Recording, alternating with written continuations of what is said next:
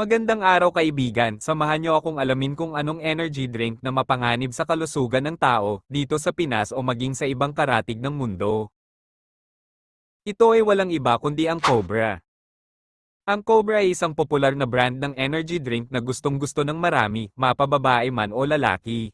Madalas itong nakikita sa mga poster sa gym at mga patalasta sa telebisyon na iniinom ng mga individual na aktibong-aktibo sa mga sports at mga mabibigat na gawaing pisikal.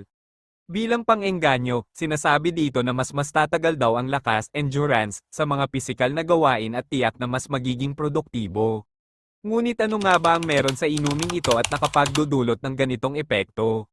At ligtas nga ba talaga itong inumin? Ano ang sangkap ng Cobra at iba pang mga energy drinks? Gaya rin ng ibang brand ng energy drinks tulad ng Extra Juice, Lipovitan, Monster Energy, Red Bull, at Sting, ang pangunahing sangkap ng mga inuming ito ay caffeine, isang substansyang kilalang sangkap ng kape na may epektong nakakagising at nakakapagpaalisto. Ngunit di tulad ng caffeine na taglay ng kape, ang caffeine na taglay ng mga energy drinks ay masyadong mataas. Bukod pa rito, taglay din ng mga inuming ito ang mataas na lebel ng asukal, taurine, ginseng, guarana, at ilang mga bitamina, mga sangkap na maaaring may benepisyo ngunit maaaring magdulot ng panganib sa katawan kung mapapasobra, lalo pat ang mga inuming ito na malayang binibenta sa mga pamilihin ay walang kontrol. May panganib ba ang pag-inom ng mga energy drinks? Ayon sa isang pag-aaral na isinagawa ng World Health Organization noong taong 2014, ang mga energy drinks daw ay may potensyal na magdulot ng panganib sa kalusugan ng umiinom na publiko lalo na sa mga mapag-eksperimento na inihahalo pa ang inuming ito sa mga alak. Sinasabing ang sobrang pag-inom ng mga energy drinks ay maaaring magdulot ng mga sumusunod na epekto. Pagka-overdose sa caffeine na maaaring magdulot ng mga sintomas gaya ng alta presyon, mabilis na tibok ng puso, pagsusuka, pagkukumbulsyon, at maging pagkamatay. Pagkakaroon ng type 2 diabetes dahil pa rin sa sobrang caffeine na nakaaapekto sa insulin ng katawan. Pagkalaglag ng bata sa mga nagbubuntis. Dehydration.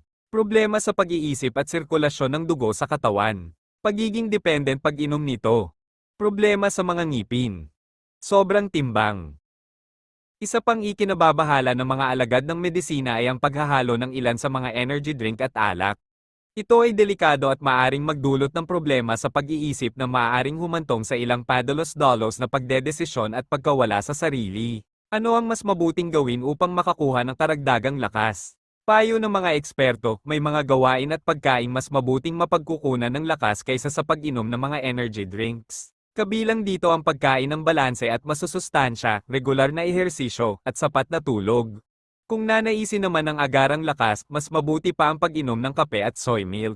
Makatutulong din ang pagkain ng mga prutas o pag-inom ng masustansyang katas nito, pagkain ng mga gulay at whole grain na tinapay.